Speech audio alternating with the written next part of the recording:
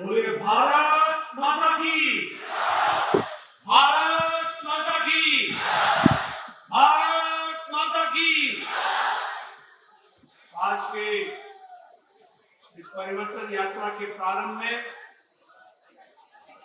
यहां मंच पर उपस्थित मेरे वरिष्ठ साथी, लोकसभा में मेरे साथी और भारत सरकार के मंत्री, पूर्व में प्रदेश अध्यक्ष श्री सुकांतो मजुमदार जी, हमारे भारतीय जनता पार्टी के बंगाल प्रदेश के सह प्रभारी और सोशल मीडिया के कार्य देख रहे अमित मालवीय जी, हमारे बहुत पुराने साथी, युवा साथी राहुल सिन्हा जी, जगन्नाथ सरकार जी जो सांसद है रानाघाट से, रामाबाद दास जी विभाग के संयोजक, अशोक कीर्तनिया जी, भास्कर घोष जी, शंकरराव सरकार जी, महादेव सरकार जी, सुजीत विश्वास जी, हमारे जिला के अध्यक्ष अर्जुन विश्वास जी, सम्मानित मंच और यहाँ इतनी बड़ी संख्या में आए हुए देवी और सज्जनों, सबसे पहले तो आप सबको मेरा बहुत बहुत नमस्कार, सौभाग्य के नमस्कार। आज जब मैं बंगाल में आया हूं तो मैं इस हमारे स्वामी रामकृष्ण परमहंस की भूमि को, स्वामी विवेकानंद की भूमि को, महर्षि अरविंदो की भूमि को, सुभाष चंद्र बोस की भूमि को, बंकिम चंद्र चट्टोपाध्याय जी की भूमि को और श्यामा प्रसाद मुखर्जी जी की भूमि को बहुत बहुत नमन करता हूं और उनका आशीर्वाद लेकर के अपनी बात को प्रारंभ करता हूं। मैं जब यहाँ कृष्णनगर में आया हूं, नादिया में आया हूं, तो मैं निश्चित रूप से चैतन्य महाप्रभु को याद करता हूं। जो चैतन्य महाप्रभु, उनको नमन करते हुए अपनी बात को प्रारंभ करता हूं। चैतन्य महाप्रभु ने कहा था कि सच्ची भक्ति और विनम्रता ही मोक्ष का द्वार है। ये जो नौदिया न केवल एक भक्ति की भूमि है, यह भूमि बंगाल की संस्कृति की भूमि है, बंगाल की भाषा की भूमि है, बंगाल की शिक्षा की भूमि है और बंगाल से देश में समाज सुधार का अजूबा संगम है ये नौदिया। ऐसे स्थान को भी मैं नमन करते हुए अपनी बात को प्रारंभ करता हूं।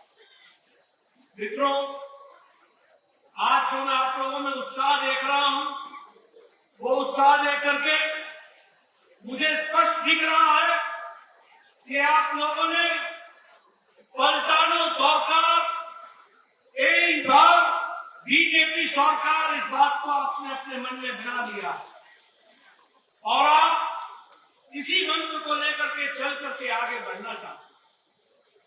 मित्रों, ये बंगाल एक ऐसी पवित्र भूमि, संस्कृति की भूमि, देश को दिशा देने वाली भूमि रही है, जहां देश में ये कहा जाता था कि what Bengal thinks today, India thinks tomorrow. जो बंगाल आज सोचता है, वो भारत कल सोचता है। ये बंगाल की थाती थी जिसको हमको समझना चाहिए। लेकिन ममता जी की सरकार ने जिस तरीके से इस जगह को औद्योगिक जगत की दृष्टि से जाना जाता था, व्यापारिक दृष्टि से जाना जाता था, बौद्धिक नेतृत्व के लिए जाना जाता था, हमारे कलकत्ता को, हल्दिया को, आसनसोल को, दुर्गापुर को, सब ये औद्योगिक नगरी के रूप में जाने जाते थे। और उसी तरीके से यहाँ चाहे कोयला के खदान हो, चाहे स्टील के प्लांट्स हो, चाहे जूट मिल्स हो या फिर भारी हैवी इंडस्ट्री, भारी उद्योग हो, बंगाल सभी बातों के लिए जाना जाता था। बंगाल इंडस्ट्रियल प्रोडक्शन, औद्योगिक विकास के लिए इसको बहुत बड़ा योगदान था और इंडस्ट्री की दृष्टि से ये अग्रसर था। लेकिन दुख की बात है कि ममता जी की सरकार ने पिछले 11 वर्षों में बंगाल नीचे जाता गया और पिछड़ता चला गया। इस बात को हमको ध्यान में रखना चाहिए। आज उद्योग बंद हो रहे हैं, खदानें बंद हो रही हैं, औद्योगिक विकास रुक गया है। आपको जान करके आश्चर्य होगा कि पिछले 11 वर्षों में, पिछले 14 सालों में लगभग 6,688 औद्योगिक घराने बंगाल को छोड़ करके चले गए हैं या बंगाल में उद्योग के धंधे बंद हो गए। आपको जानकर आश्चर्य होगा 2015 में 870 हमारे इंडस्ट्रियल उद्योग बंद हुए, 2016-17 में 918 बंद हुए और 2017-18 में 1027 उद्योग घराने बंद हो गए। बोलिए, ये बंगाल का नुकसान हुआ है कि नहीं हुआ है?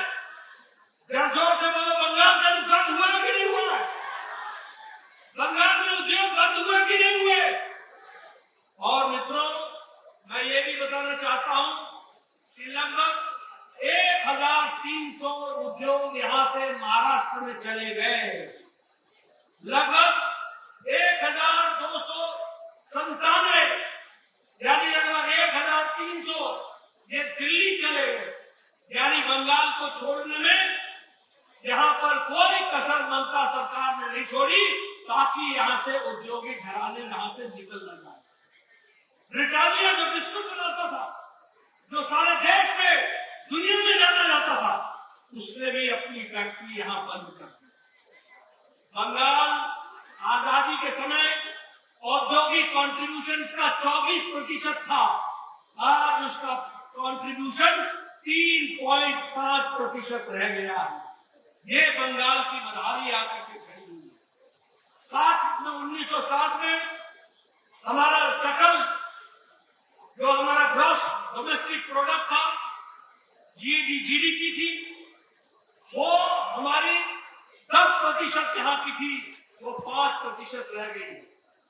इस तरीके से जो विकास के काम थे, छोटे उद्योगों को भी रोकने में कोई कसर नहीं छोड़ी। चाहे वो माचिस की फैक्ट्री थी, बुनाई की फैक्ट्री थी, यहाँ नादिया तांत के लिए जाना जाता था, तांत की साड़ी, वहां भी रायपुर लूम को लाने का काम वेस्ट बंगाल में ममता सरकार ने किया।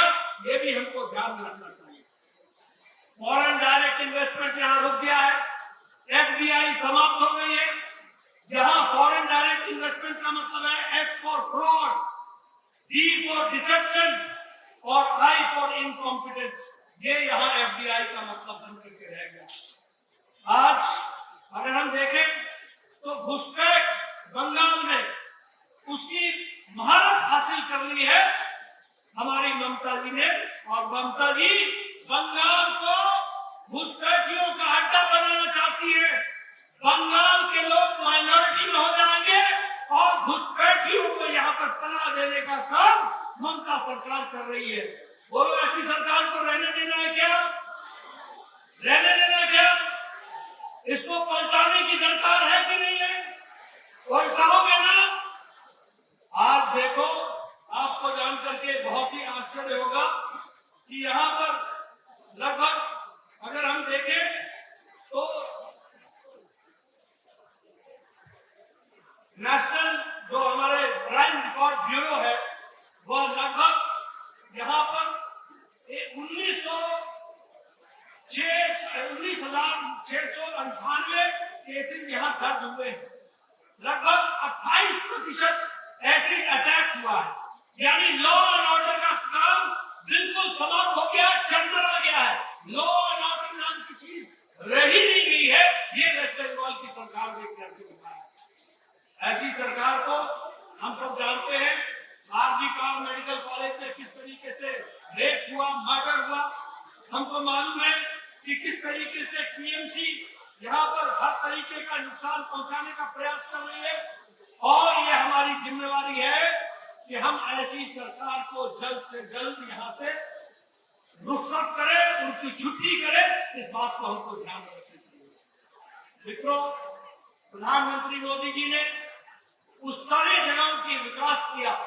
आज हम ये कह सकते हैं कि देश में आज भारत जो 11वें नंबर की इकॉनमी थी, आज 4थे नंबर की अर्थव्यवस्था हो गई है, और बहुत जल्द हम 3रे नंबर की अर्थव्यवस्था बन जाएंगे। ये भारत का बदलता चेहरा है। अगर हम बात करें तो इंटरनेशनल मॉनिटरी फंड बोलता है कि दुनिया में आर्थिक मंदी है, लेकिन भारत तीव्र गति से आगे बढ़ रहा है। IMF कहता है, वर्ल्ड बैंक कहता है कि अगर ब्राइट स्पॉट है तो वो भारत है। स्टील में हम 2रे नंबर पर पहुंचे हैं। मोबाइल लगभग 98% आज भारत बना रहा है, और उसी तरीके से आज प्याज में हम दुनिया के सबसे बड़े प्रोडक्शन है। दुनिया की 28% की खपत भारत पूरा करता है। ये आज भारत की खातिर है। आप सड़कों की बात करो, हाईवेज की बात करो, आप यहीं से बाहर निकल करके देखो, आपको अच्छी सड़क दिखती है कि नहीं दिखती है? मोदी जी की सड़क दिखती है कि नहीं दिखती है? विकास हुआ है कि नहीं हुआ है? और इस विकास को रोकने का काम और किसी ने नहीं किया, उसको हमेशा रोकने का काम ममता जी की सरकार ने किया है। ये भी हमको ध्यान रखना चाहिए। आज केंद्र सरकार 1,1 लाख करोड़ टैक्स के डिवोल्यूशन से वेस्ट बंगाल को देता है, जो 142% से ज्यादा है। ग्रांट इन एड हम 37,148 करोड़ दे रहे हैं, जो कि 312% ज्यादा है। उसी तरीके से बंगाल को और बंगाल की भाषा को मोदी जी ने क्लासिकल लैंग्वेज में शामिल किया है। आज बंगाल को दुनिया में स्थान देने का काम किया, बंगाली भाषा को तो मोदी जी ने किया है। ये भी हमको ध्यान रखना है। उसी तरीके से नेशनल हाईवे के प्रोजेक्ट्स हो, चाहे रानाघाट डिस्ट्रिक्ट में 200 करोड़ रुपए से नेशनल हाईवे का प्रोजेक्ट बनने की बात हो, या फिर पिछले 11 सालों में 4000 किलोमीटर सड़क, यह भी नेशनल हाईवे की वेस्ट बंगाल में बनी है। रेलवे में लगभग 53 किलोमीटर नाडिया में नए प्रोजेक्ट्स रेलवे लाइन के लिए गए हैं। उसी तरीके से स्मार्ट सिटी में 4 सिटी को जोड़ा गया है। 11 मेडिकल कॉलेज प्रधानमंत्री मोदी जी ने बंगाल को दिए, 11 मेडिकल कॉलेज। इसमें विकास की एक नई कहानी लिखी गई है। उसी तरीके से अमृत भारत स्टेशन में 101 स्टेशन आपके यहाँ बन रहे हैं, जिसमें नवादीप धाम भी, यह स्टेशन भी यहाँ बन रहा है, जिसके लिए जो यहाँ पर लगभग उसके लिए हम लोगों ने कोशिश की है कि अच्छे से जल्दी बन करके तैयार हो। वंदे भारत की 10 ट्रेनें बंगाल में चल रही हैं। अमृत भारत के एक्सप्रेस ट्रेन वो 9 ट्रेनें यहाँ से चल रही हैं, और लगभग यूनियन बजट में रेलवे का बजट वो 14,205 करोड़ रुपए इस साल का है, जो कि 10 गुना ज्यादा है पिछले यूपीए के टाइम से। इसको भी हमको ध्यान में रखना चाहिए। इसलिए मित्रों, जहां तक विकास का सवाल है, हर तरीके से आगे बढ़ने का काम किया गया। मैं यहाँ एक बात और आपको बोलना चाहता हूँ कि आयुष्मान भारत वह लागू हुआ था, लेकिन ममता जी ने आयुष्मान भारत यहाँ बंगाल में लागू नहीं होने दिया, और इसके कारण 1,25,000 लोग, लगभग 40 लाख परिवार, जिनको 5 लाख रुपए का सालाना हेल्थ का कवर मिलना था, उससे वंचित रखा है ये ममता सरकार ने। आपसे मेरा निवेदन है, परिवर्तन लाओ, परिवर्तन यात्रा में गांव-गांव जाओ, जनता को बताओ, और इस सरकार को पलटो। पलटने के बाद पलटानो दरकार, कई बार बीजेपी सरकार, ये सरकार अगर आएगी, हमारी सरकार आएगी, उसी दिन हम आयुष्मान भारत लागू कर देंगे, और 1 करोड़ 1 लाख लोगों को 5 लाख रुपए का हेल्थ कवर देंगे। इस तरीके काम करेंगे। मित्रों, अगर हम बात करें स्वच्छ भारत की तो लगभग 85 लाख इज्जत घर बनाने का काम हुआ है। प्रधानमंत्री किसान सम्मान निधि में 2019 में ये कार्यक्रम शुरू हो गया था, लेकिन ममता जी की सरकार ने 2021 में लागू किया। इसके कारण लगभग 1 करोड़ से ज्यादा किसानों को 18,000 रुपए जो मिलने थे 3 साल के 6-6 हजार रुपए उससे वंचित रखा है। मैं ये बताना चाहता हूं कि ममता जी ने किस तरीके से किसानों के खिलाफ काम को आगे बढ़ाया है, वह भी हमको ध्यान रखना चाहिए। आज मैं आपसे चर्चा करना चाहता हूं, ये टीएमसी क्या है? टीएमसी है T for terror, M for Muslim appeasement और सी फॉर करप्शन। यही टीएमसी का नारा है। टेरर फैलाओ, आतंक फैलाओ। हर जगह सुनने को मिलता है crude bomb, crude bomb, crude bomb. ये बम की फैक्ट्री बन गया है वेस्ट बंगाल। बोलो, ऐसा बंगाल चाहिए क्या? ऐसा बंगाल चाहिए क्या? बम गोली का बंगाल चाहिए क्या? अगर नहीं चाहिए, टेरर समाप्त करना है तो पलटानो दरकार को पूरा करना, कई बार चाहे बीजेपी सरकार इसको आगे बढ़ाने के लिए। आप बताइए, मुस्लिम लीग की दृष्टि से अगर हम देखें तो मुस्लिम लीग का काम करने का काम इन्होंने उठाया है। और इसी को आपको जान करके आश्चर्य होगा कि भारत सरकार बांग्लादेश के बॉर्डर पर फेंस लगाना चाहती है, बाड़ लगाना चाहती है, रोकना चाहती है। बंगाल की 563 किलोमीटर की जमीन है, लेकिन ममता सरकार जमीन नहीं दे रही है, जमीन नहीं दे रही है। और जिस दिन हमको जमीन मिल जाएगी, उसी दिन बॉर्डर पर बाड़ लग जाएगी, फेंस लग जाएगा और घुसपैठियों को रोकने का काम पूरा हो जाएगा और एक घुसपैठी को बाहर निकालने का काम भी होगा। बोलो, आप चाहते हो बांग्लादेशी बाहर जाए? आप चाहते हो ना? बोलो, बांग्लादेशी बाहर जाए ना, घुसपैठ रुके ना। अगर घुसपैठ रोकना है तो परिवर्तन यात्रा में भाग लो, परिवर्तन में जाओ और ये परिवर्तन लाओ। जिस दिन परिवर्तन आएगा, हमारी सरकार उसी दिन जमीन देगी और फेंस लगेगा, बॉर्डर लगेगा, बांग्लादेश का बॉर्डर सील हो जाएगा। इस बात को भी हमको याद रखना चाहिए। और भ्रष्टाचार की बात करें, ये सिंडिकेट, ये बोलो बालू चोर है कि नहीं है? कोयला चोर है कि नहीं है? बोलो, चीनी चोर है कि नहीं है? हर तरीके की चोरी करने का काम, कोई भी टेंडर हो, cut money, cut money, cut money. अरे दुर्भाग्य की बात है, इन लोगों को शर्म करनी चाहिए। टीएमसी को कोविड के दौरान जब प्रधानमंत्री जी ने प्रधानमंत्री गरीब कल्याण अन्न योजना शुरू की और लोगों को राशन पहुंचाने का काम किया, तो इन लोगों ने उसमें भी कट किया, उसमें भी इन्होंने धोखा दिया, भ्रष्टाचार किया, अपने घरों को भरा और जो गरीब को मिलना चाहिए था वो टीएमसी के कार्यकर्ताओं ने आपस में हलवा मारना पड़ा। बोलो, ऐसे टीएमसी को रहना चाहिए क्या? भ्रष्टाचार इन्होंने किया है कि नहीं किया? इनके मंत्री जेल में है कि नहीं है? आप बताओ, इनके मंत्री जेल में है कि नहीं है? आप बताइए, इन लोगों ने महिलाओं के साथ अत्याचार किया कि नहीं किया? आप बताओ, इनका एक मिलियन नेता जेल में है कि नहीं है? हर तरीके का व्यभिचार किया कि नहीं किया? मित्रों, अगर टेरर से छुट्टी पाना चाहते हो, अगर तुष्टीकरण से छुट्टी पाना चाहते हो, अपीजमेंट, मुस्लिम अपीजमेंट से छुट्टी पाना चाहते हो, अगर आप ये जो हमारे घुसपैठी हैं उनसे निजात पाना चाहते हो और अगर बंगाल को बचाना चाहते हो और भ्रष्टाचार को समाप्त करना चाहते हो, तो आवश्यकता इस बात की है कि तुरंत आने वाले समय में हमको पहचानो दरकार, कई बार चाहे बीजेपी सरकार, इसको हमको पूरा करना चाहिए। मित्रों, एक बात और बताना चाहूंगा, ये टीएमसी वाले, ये ऋषि पुरुष बंकिम चंद्र चट्टोपाध्याय जिन्होंने वंदे मातरम का गीत लिखा, उनको भी इज्जत देने का काम, उनको भी इज्जत देने से वंचित करने का काम टीएमसी ने किया।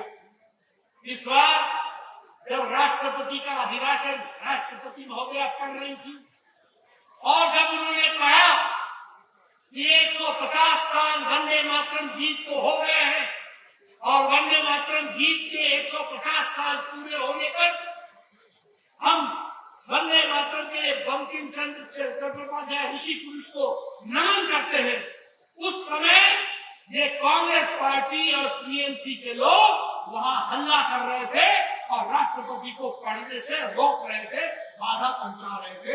इस तरीके का काम किया, इस तरीके का काम इन्होंने किया। ऐसे लोगों को जो वंदे मातरम, मोदी जी का विरोध करते करते वंदे मातरम का विरोध करने लगे, ऐसे लोग जो मोदी जी का विरोध करते करते देश का विरोध करने लगे हो। अभी एआई समिट हुआ, इस एआई समिट में दुनिया में देश को सराहा, भारत दुनिया के मानचित्र पर आर्टिफिशियल इंटेलिजेंस में जाना जाने लगा और कांग्रेस पार्टी के लोगों ने वह हरकत की जिससे जितनी भी निंदा की जाए वो कम है। लेकिन कांग्रेस पार्टी आज बिल्कुल जिसे कहा जाए कि अपना दिवालियापन का पूरा नुस्खा दिखाने में सक्षम है और वही इस तरीके का काम कर रही है। इसलिए मित्रों, चाहे टीएमसी हो चाहे कांग्रेस हो, इन सब ने बंगाल को दोनों हाथों से लूटा है। आवश्यकता इस बात की है कि भारतीय जनता पार्टी की सरकार बने, परिवर्तन यात्रा में हम सब भाग ले, तीव्र गति से परिवर्तन यात्रा में अपने आप को जोड़े और तीव्र गति से बंगाल के विकास के लिए हम जुड़े और ज्यादा से ज्यादा संख्या में हम परिवर्तन यात्रा को सफल बनाएं, गांव-गांव जाएं, घर-घर जाएं, अलग जगहें लोगों की समस्याओं को सुने और उनको वायदा करें कि मोदी जी के नेतृत्व में बंगाल में फिर से बीजेपी की सरकार आएगी, कमल खिलेगा, आपके दुख दर्द दूर होंगे और बंगाल फिर से विकास की प्रगति पर चलेगा। यही मुझे कहना है। आपने मेरी बात सुनी, आपका बहुत बहुत धन्यवाद। जय भारत, जय बंगाल।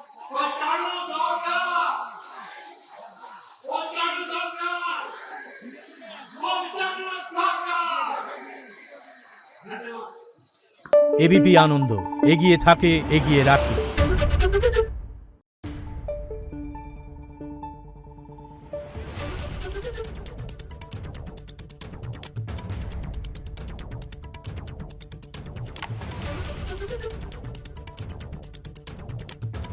Thank you.